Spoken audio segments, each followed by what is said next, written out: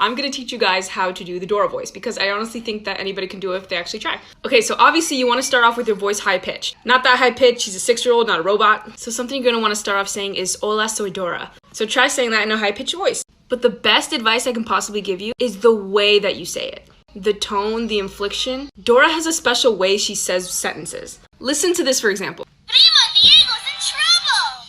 Will you help me save my cousin Diego?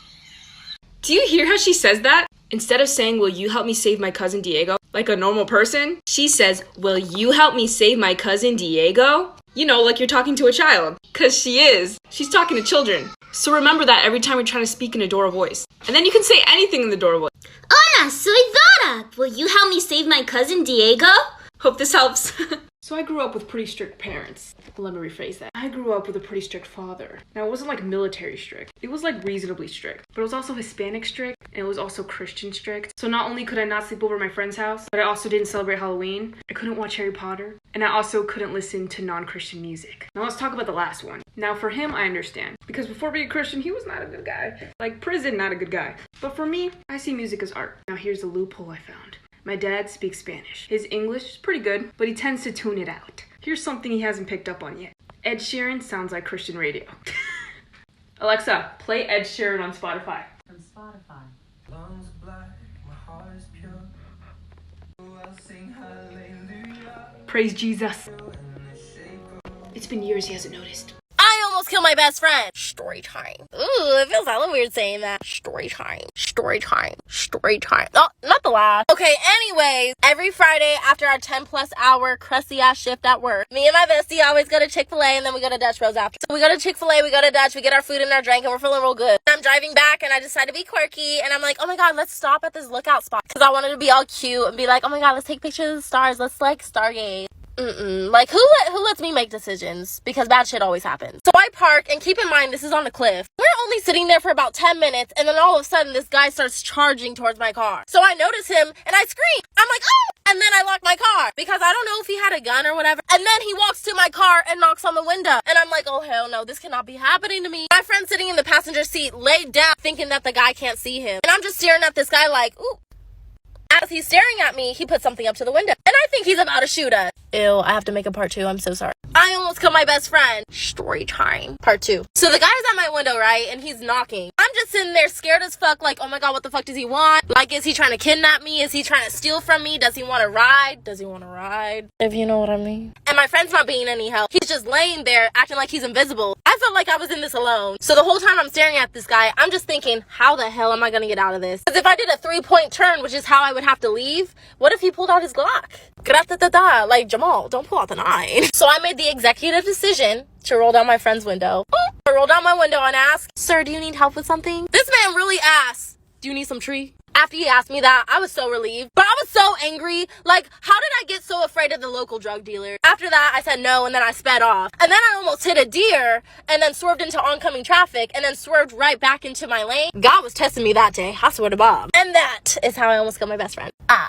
Period. So I just got an email telling me that my COVID results are available. And I told you guys that I would let you know. And I was like, you know what? Why not record my reaction? Because I'm manifesting that it's negative. So let's see. Okay, so it's making me put in my birthday to verify that it's me. Okay, I put in my birthday and let's press continue. It's negative. It's negative. Bitch, I don't think you guys realize how happy I am because I haven't been able to see my family. Once I get over this cold, I can now see them. Ooh, I'm happy. I'm so happy.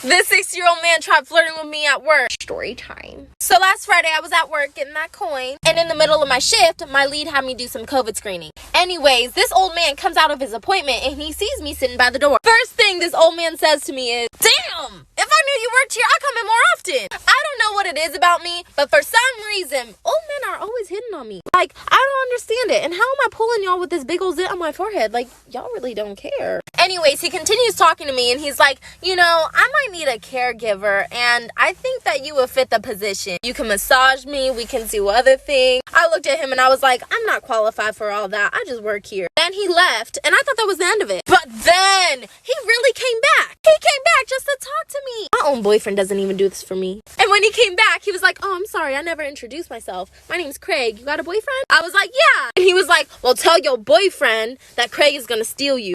Jail. Then he told me don't have kids and left. Naked people were doing the nasty at the beach again. Story time. Me, my mom, my little sister, and my boyfriend went to the beach. We were having a very, very nice day until my little sister, keep in mind, she is 14 years old, sees this couple having sex on the beach. And no, I'm not talking about the drink. So at this beach, they had cute little logs and sticks to make a fort. And there were forts all over this beach. Well, me and my family are chilling in the fort. And my little sister randomly looks at us and she's like, guys, that doesn't look right. We all look over and see this couple getting down and dirty. So my mom takes my little sister on a walk while me and my boyfriend were gonna confront these little nasties. But fortunately, we didn't have to because this group of teenagers walked up to the couple and started going off. As they should. Whole time I was sitting in the background like, period. Anyway, someone please tell me why I'm always with my little siblings every time I see naked people. And if y'all happen to see this, you know who you are. Get a room next time. Nasty. This man pulled down his pants and peed right in front of me. Story time. Okay, so I told you guys I work at a clinic, and about a month ago, I was COVID screening at the door. Well, this crusty man came in trying to use the bathroom. And I was like, sir, I can't let you in the facility unless you have an appointment. He was like, no, I'm just trying to use the bathroom. Let me in the fucking bathroom. And then he tries to walk past me. Luckily, security was there and they kicked him out. And I thought that was the end of it until I was talking to security and I turned my head and right outside the window, I see that musty crackhead whip out his eggplant and start peeing on the window. It was a very unpleasant sight. What made this even worse is the fact that he peed right in front of the pediatric side of the clinic. If I was a parent at that clinic, I would have been pissed. The security ends up chasing the crackhead, but he got away, and then he ended up calling the cops. Tell me why that crackhead was so stupid he came back to go to the pharmacy, which is right next door to the clinic. And right when he got to the pharmacy, the cops showed up and arrested him. Moral of the story, don't pee in front of a clinic. Story time. So I just got back from getting my claws done and I had the most chaotic experience ever. The beginning was a 10 out of 10. It was great. They gave me watermelon and cranberry juice. I was living life until they started doing my nails. So I'm getting my nails done and then all of a sudden one of the workers gets stung by a bee and everyone starts freaking out because she's allergic to bees. So everyone's just literally freaking out. And what made it even more crazy is the fact that they had The Exorcist playing on the TV. Can someone say spooky season? Anyways, the guy that's doing my nails took her to the hospital, which meant someone else had to do my nails. And the sweet lady that was doing my nails gave me nothing that I asked for. And to be honest, I was kind of bummed about it because these are my birthday nails. It was a little special, but I didn't say anything about it because, I was kind of shy. So right as I'm about to pay, the guy that was doing my nails came back. He looked at my nails to ask me if I liked them. And then he was like, this is not what you asked for. I'm gonna redo them. So I spent a total of 3.5 hours at a nail salon, but I got what I kind of wanted. Anyways, click the link. My best friend's mom literally just sent me a nude as we speak right now. I don't know what to do. That's literally so embarrassing for her. How the fuck do I tell my friend? Do I just not reply? What do I do? What am I doing? Oh my god, this is so awkward.